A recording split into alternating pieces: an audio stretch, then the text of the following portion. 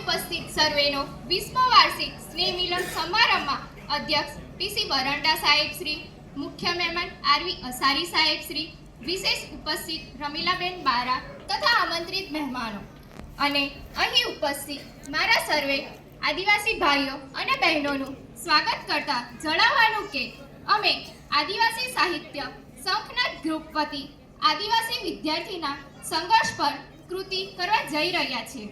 તો અમારી ટીમ આ કૃતિ રજૂ કરી જાણકારી આપશે. અહીં પ્રસ્તુત કરવામાં આવનારા નાટક આદિવાસી વિસ્તારમાં થતી પરિસ્થિતિઓના આધારે છે, પરંતુ આ કોઈ સત્ય ઘટના પર આધારિત નથી. આ નાટક માત્ર કાલ્પનિક વિચાર પર આધારિત છે. તો સૌ આ નાટક દ્વારા સમાજની પરિસ્થિતિ સમજી. मुझको पीना है पीने दो.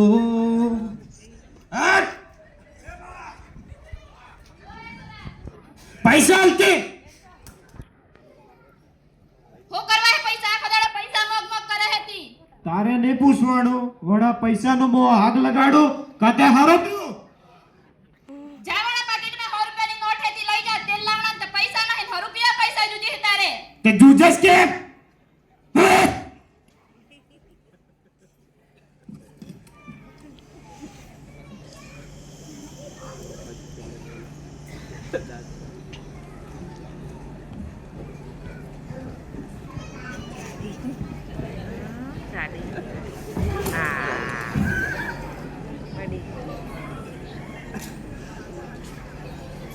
જોયું ને એક નવયુવાન કેવી રીતે પોતાનું જીવન ખતમ કરી નાખે છે. આ નાટક આપણને એક નાની પણ ઊંડી વાત સમજાવે છે. વ્યસન માત્ર એક વ્યક્તિને નહીં પરંતુ આખા પરિવારને દુઃખ આપે છે. એક દીકરાની ખોટી લત માતા પિતાના આંસુઓ અને ઘરની મુશ્કેલીઓ વધારી દે છે. આ ઘટના આપણને શીખવે છે કે એક ક્ષણનો નશો જીવનને ખોટી દિશામાં લઈ જઈ શકે છે. તેથી વ્યસનથી દૂર રહીને પરિવારની લાગણી અને જીવનની સાચી કિંમત સમજવી એક સાચી સમજદારી છે.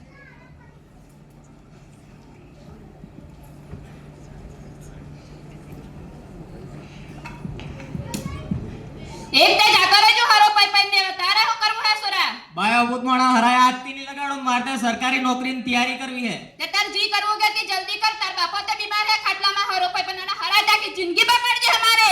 वो હગલોસ મય ખબર હે તને મોયો તૈયારી કરવા ગોધનગર જવું અને સરકારી નોકરી લઈને જ પાછો આવે. તે તારે જી કરવું કે તે જલ્દી કર. કે પે કણું કમાવા વાળો નહીં કે ખેતીમાં કઈ મળતો નહીં. મારતે ઉંમર થઈ ગઈ હવે. હારો તરે હું જવું ગોધનગર. એ હારો બેટા જા. હારો કેવો દોસ્તાર? મજામ.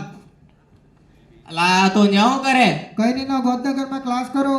ઈ મારતી ક્લાસ કરવાંતા. હારો હેડ તને મોતે ક્લાસીસમાં લઈ જાઉં. હારો હેડો. મેડમ અમારો મિત્ર છે, ગામડેથી આવ્યો છે ને અને ક્લાસ કરવા છે. શેના ક્લાસ કરવા છે તમારે? મેડમ સરકારી પરીક્ષાની તૈયારી માટે ક્લાસ કરવાના છે, પણ હવે કઈ રીતે કરવું એ કઈ આઈડિયા નથી, તો તમે થોડી સલાહ આપો. જો તમારે અહીંયા ક્લાસ 1 અધિકારી બનવું હોય તો 50,000 જેવો રૂપિયાનો ખર્ચ થશે. અને જો તમારે ક્લાર્ક અથવા તો બીજી સરકારી નોકરી કરવી હોય તો તમારે 40,000 ફી થશે. અને જો તમારે કોન્સ્ટેબલની તૈયારી કરવી હોય તો 30,000 રૂપિયા જેવું ફી થશે. અને મેડમ રહેવાની અને જમવાની સુવિધાનું કઈ રીતે છે? અહીંયા રહેવાની અને જમવાની સુવિધા આપણે પીજી હોસ્ટેલ છે, જેમાં દર મહિને 6,000 રૂપિયા ખર્ચ થશે. જો આમ તૈયારી કરવા માટે 8 મહિના જેવું તો થાય જ, એટલે તમારે કુલ ટોટલ ખર્ચ 1 લાખ રૂપિયા જેવું થઈ જશે. સારું, તો મેડમ ઘરે વાત કરીને પછી કહીશું. ઓકે, વાંધો નહીં. હો થાજો ભાઈ.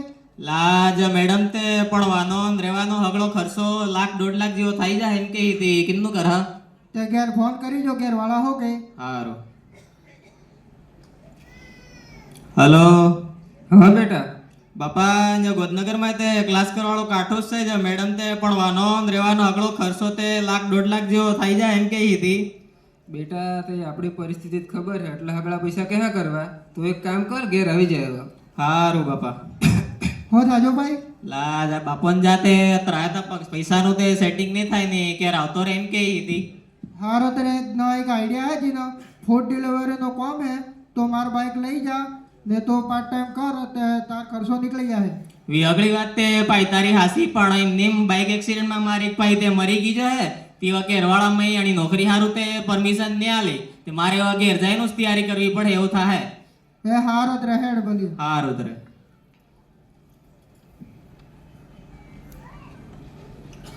જોયું ને તમે, આજનો ગામડાનો ગરીબ આપણો આદિવાસી ભાઈ આર્થિક રીતે મજબૂર ન હોવાથી અને ઘરના વ્યસનની આદતના લીધે આદિવાસી વિદ્યાર્થીનું ભવિષ્ય નિરાશકજનક થતું લાગે છે. ચાલો હજી આગળ આ વિદ્યાર્થી જોડે શું થાય છે તે જાણીએ.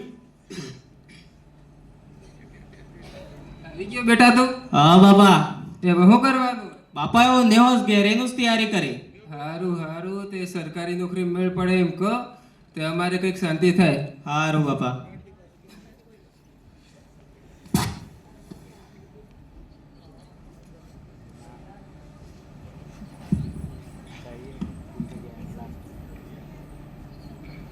હું કરે છે?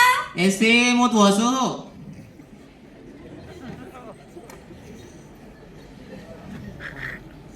ભૈયા તું તૈયારી કરે હે? મૈને કાકી એમ કહેતી હતી.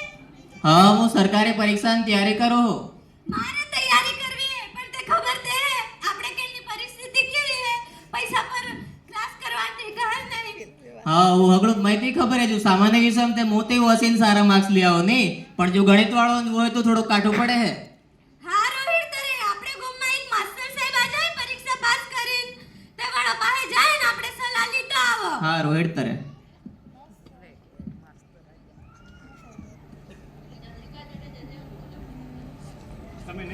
તમે ને શું કરો છો?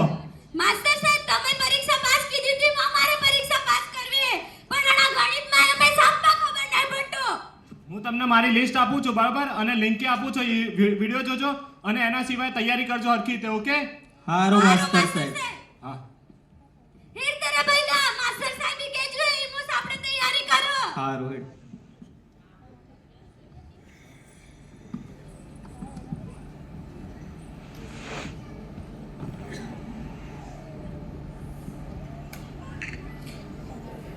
સે અત્યારે મારે નેટ પૂરું થઈ ગયું. જો લેક્ચર જોડો તો આજે આપણે નહીં મેળવે, આજે આપણે વસવું જ પડે. હા રોહિત તરે કાલ આવી. હારું.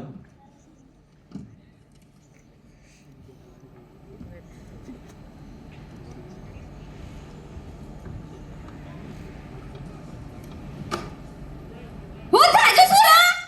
અલા તે ખબર તે હે ને આપણે એક તે ગામડામાં નેટવર્ક આવતો નહીં. કાલ જો નેટ પૂરું થઈ ગયું હતું, ના જો નેટવર્ક નહીં આવતું, જો દાડો એમની આપણે લેક્ચર જોવાતા નહીં, તણેણા મેથ્સમાં આપણે ફાફસ પડવા નહીં. હા રોહિત તરે ખરેખર આપણે આના ગણિતમાં લૂસા પડવાના છે. હારું હેડ. હા.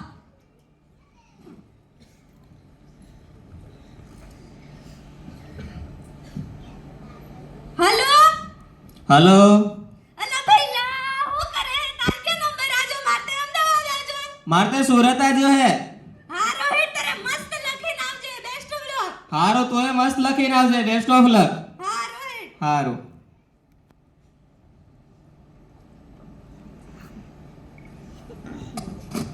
આ દ્રશ્યમાં સામાન્ય ગરીબ આદિવાસી યુવાનની સંઘર્ષ અને મહેનત દેખાય છે. આર્થિક તંગી વચ્ચે પણ તેઓ હાર નથી માનતા અને જ્યાં નેટવર્ક નથી આવતું અને મર્યાદિત ઇન્ટરનેટની સુવિધા વચ્ચે પણ મહેનત કરવાની હિંમત ધરાવે છે. મંजिलें उन्हें मिलती है जिनके सपनों में जान होती है. पंख सिर्फ हवा में उड़ान नहीं भरते, जिनमें हिम्मत होती है वो आसमान छू लेते हैं. પોતાના પરિવારને સારું જીવન આપવા માટે કેવા પ્રયત્નો કરે છે તે અગાઉની કૃતિમાં જાણીએ. હેલો. હલો. અલા પરિણામ આજો તઈ જોજો. ના મેં નહીં જોજો. તાર કેમનું થાજો? મોતે પાસ થઈ ગઈ જો તો જો કે. હારું જો. એ સી મારે તો 120 માં 97 ગુણ આજા હે. ઓહો તાર તે અત્રહતા ગુણ છે એટલે રેન્કમાં આવી જ જવાનું. ના તે મોતે ફેલ થઈ ગયો. ઈ હોગે. અલા મારે એમ થાજો કે ઓ પાર્ટ ડીમ તે 40% થાજા તા નહીં, પણ વડા પાર્ટ એમાં ક્રાઇટેરિયા મુજબ 40% હોય, ગણિતમાં 32 માર્ક્સ થવા જોઈતા હતા. તે મારવાડ આમ 30 જ થા જતી. હું 2 માર્ક્સ કરતા ફેલ થઈ ગયો. એ વાત માર બાપો મેં તૈયારી કરવા ટાઈમે નહીં આલે ને વાત મજૂરી કરી મુશ્કે હે. હા રોહિત તરે. હારું. હું થાજો બેટા? બાપા હું પરીક્ષામાં ફેલ થઈ ગયો. મેં તમારા હગડા નાટક ખબર છે. પરીક્ષા પાસ નહીં થવા તો તણે તમે એમ કરો હો ને, પેલી સોરી પાસ થઈ ગઈ નોકરી કરે, તમે હું મજૂરી કરો, તમારે જ મજૂરી નહીં થાય. જાત્રામાં ન જોવા કરો.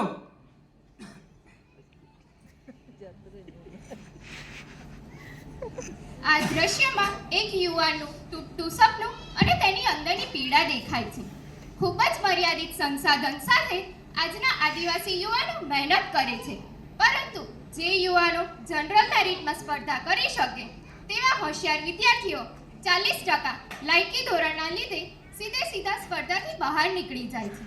માટે આ નાટ્ય દ્વારા સમાજને જણાવે છે કે જ્યારે એકલવ્ય રેસિડેન્શિયલ મોડેલ સ્કૂલના આચાર્યનું સિલેક્શન એક ગુણ લાવવાથી થતું હોય તો આદિવાસી સમાજના વિદ્યાર્થીઓનું અનુચ્છેદ 16(4) અને અનુચ્છેદ 335નું બંધારણીય સંરક્ષણ થતું નથી. માટે ચાલો જોઈએ કે આદિવાસી વિદ્યાર્થીને કેવો સંઘર્ષ કરવો પડે છે. હલો બોલ. હલો એસી તાર પરીક્ષા આજ ફાઇનલ મેરિટ હતું તે કેમનું થાજ્યું? અલા માટે નંબરે આવી જો તો આમ પાસે થઈ જતે પણ પરીક્ષામાં પેલા ખોટા જાતિ વાળા આવી જો તે માટે નંબરે નહીં આજો ફાઇનલ મેરિટમાં મેં આ કેટલા ખોટો થાજો હારું તારે તું હારું તું હવે ચિંતા રાખી કરે ને હું આવું તારે પાસે આપણે વડા આગેવાન પાસે જ હારું.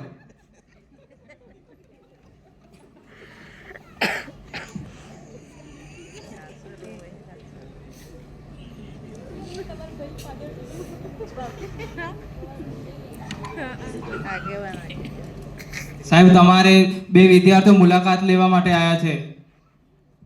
અંદર બોલાવો. નમસ્તે સર. નમસ્તે. શું કામ હતું બોલો. સાહેબ હમણાં પરીક્ષા લેવાઈ તેમાં મારે ટોટલ 124 જેવા ગુણ થયા હતા, પણ હું 40% કરતા ફેલ થઈ ગયો. અને જે મારી બેન હતી ફાઇનલ મેરિટમાં હતી આવી જઈ હતી, પણ ફાઇનલ મેરિટમાં એવા ખોટા જાતિના દાખલાવાળા આવી ગયા પણ આગળ તે જીતી રહી ગઈ છે. બરોબર, વાત તમારી સાચી છે. અત્યારે ચૂંટણીનો માહોલ ચાલુ છે, પછી તમે વોટ આપી અમને જીતાડો, પછી તમારો નિર્ણય લઈશું. બરોબર.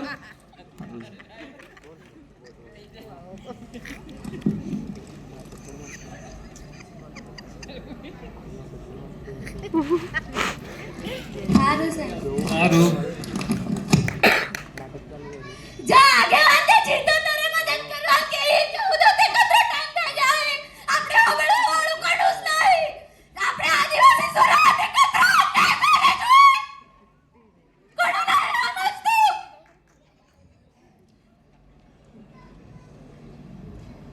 હારું કરે તું ચિંતા રાખે કરે તું કે એ વાત હતી બાઈ તારી હાસી, પણ હવે આપણે પાસે બીજો કોને રસ્તો હોય નહીં ત્યારે આપણે ફરી પરીક્ષાની તૈયારી શરૂ કરવી પડે. ના તો કર માથે ઉંમર થઈ છે માર્કેટ વાળા બડા દારૂ જવાતે લગન કરવાના કે માથે જિંદગી બરબાદ થઈ છે. હું કરું ફાઇનલ મેરિટમાં નો મેની આજુ એક તે ઉંમરે થઈ છે બડા દારૂ જવાતે કરવાના લગન કરવાના જીત કરી મોણી જિંદગી હું કંટાળી છે મારે પર જ હોય.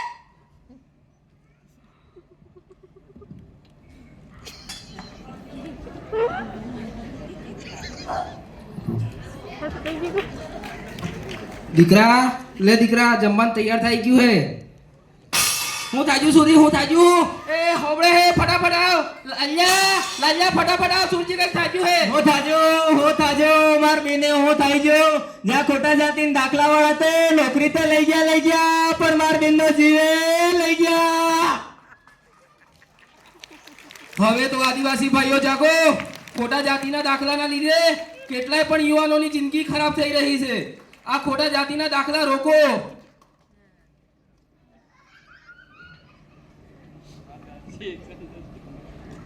તમે જોયું કે કેવી રીતે આપણા મહેનતી યુવાનીની નોકરી પર તરાપ મરાઈ રહી છે.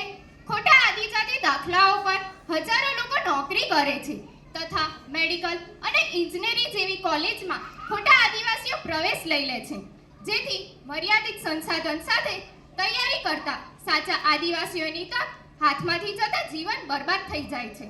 માટે આ નાટ્ય માત્ર નાટ્ય નહીં પરંતુ સમાજની નરી વાસ્તવિકતા રજૂ કરે છે.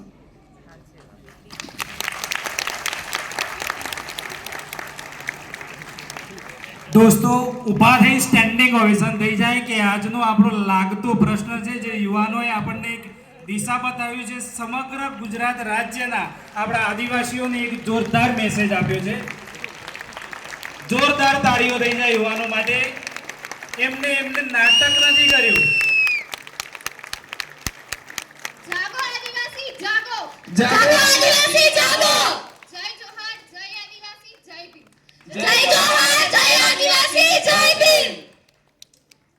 સાથે સાથે મિત્રો મારો એક બીજો સંદેશ પણ છે કે આપણે સરકારી નોકરીની તૈયારીઓ કરીએ છીએ